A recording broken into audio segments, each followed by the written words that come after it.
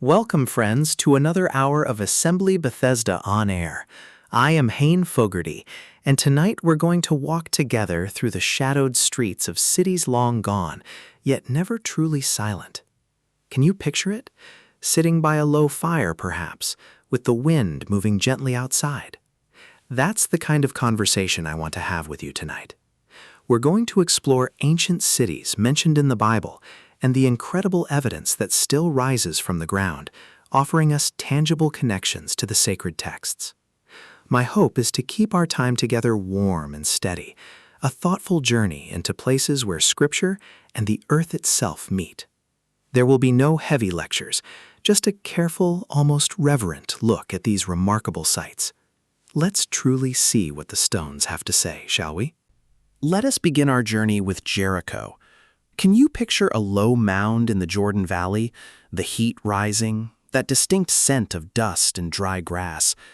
The book of Joshua, as many of you know, describes a fortified city whose mighty walls fell after the people of Israel marched and shouted. Now here's what's truly fascinating.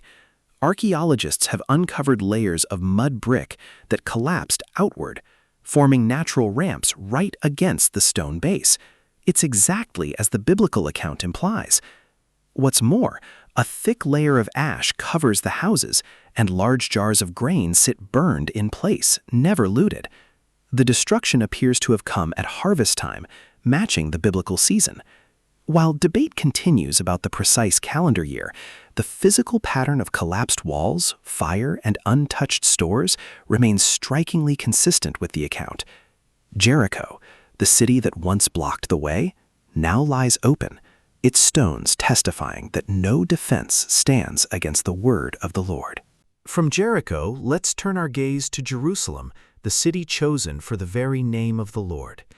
In the ancient city of David, ongoing digs have revealed substantial stone structures, robust fortifications, and public buildings that paint a vivid picture of a capital city during the early monarchy.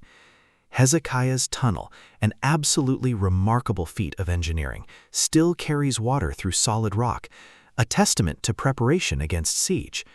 When the Babylonians arrived in 586 BC, the archaeological record speaks volumes. Ash, Scythian-style arrowheads, and broken pottery clearly mark the destruction. What's more, clay tablets from Babylon list rations given to King Jehoiakim of Judah, exactly as the books of Kings and Jeremiah record. Officials named in Jeremiah even appear on contemporary documents. Sections of the eastern wall show both breach and survival, yet the overall ruin powerfully matches the prophetic warnings.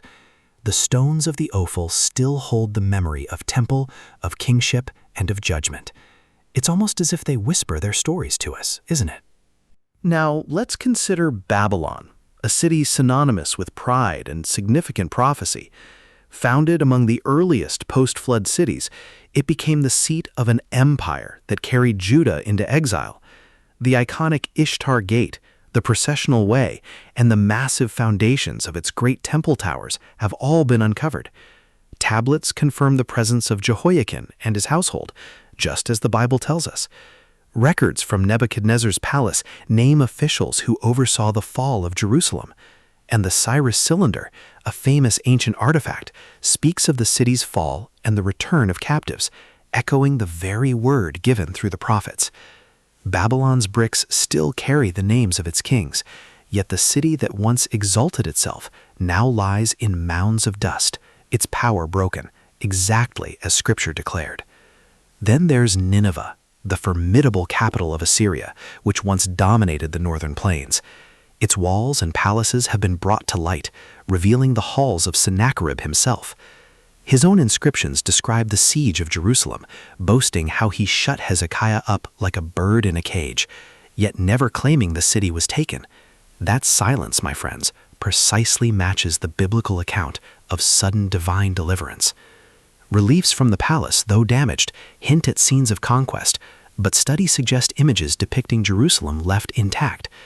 The library of Ashurbanipal helped thousands of tablets, preserving the memory of an empire that, as the prophets foretold, would rise and eventually fall. Jonah once walked its streets with a message of judgment and mercy.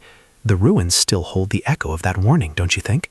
Let's journey back to the very beginning of Abraham's epic journey, Ur of the Chaldees. Excavations here have revealed a remarkably sophisticated city, complete with grand temples, bustling houses, and royal tombs filled with treasures. The ziggurat still rises, albeit in broken form, a silent witness. The archaeological record clearly shows a place of immense wealth and order, which for me makes God's call to Abraham to leave all that behind all the more striking. From that very soil, the line of promise began. And the story continues through other significant sites. Hazor, the great Canaanite stronghold, shows massive destruction by fire in the period that fits the conquest accounts. Then there's Megiddo, the guardian of the pass, holding layers upon layers of occupation and battle across centuries of Israel's history. Finally, we reach Capernaum, by the beautiful Sea of Galilee, which yields the foundation of a synagogue and a house long linked with Peter, places where Jesus himself taught and healed. The stones there, they still frame the memory of the one who walked among them, anchoring his story in physical reality. Across all these sites, a consistent, powerful pattern emerges, doesn't it? Destruction layers match the seasons and methods described in Scripture. Names of kings and officials surface on clay and stone in the exact same periods. Engineering works confirm the capacity of the ancient people and the challenges they faced. The ground, my friends, just keeps giving up what the text already knew. In a world quick to treat the Bible as distant legend, these ruins stand as quiet companions to the written word. There's a distinctly Christian Gothic atmosphere to these places. Moonlight falling on broken columns, shadows gathering in empty gateways, the wind moving through the gaps like a low, ancient hymn. The cross of Christ rises in our hearts even as we walk among stones that once knew temple sacrifice and prophetic warning. These cities remind us that God works in history, not only in the quiet of the soul. Empires rise and fall. Walls that seemed eternal crumble. Yet the word endures, and the evidence keeps surfacing to say the same thing the prophet said long ago. Faith doesn't rest on pottery shards alone, of course. It rests on the character of God, who speaks and keeps his word. Still, these shards, these unearthed bricks, they are truly gifts. They invite us to walk the dusty paths with open eyes, to see that the same Lord who toppled Jericho's walls and preserved Jerusalem for a time is the Lord who holds every age. In the gathering dusk of our own days, these ancient cities call us to trust the one whose purposes never fail. Their silence is not empty.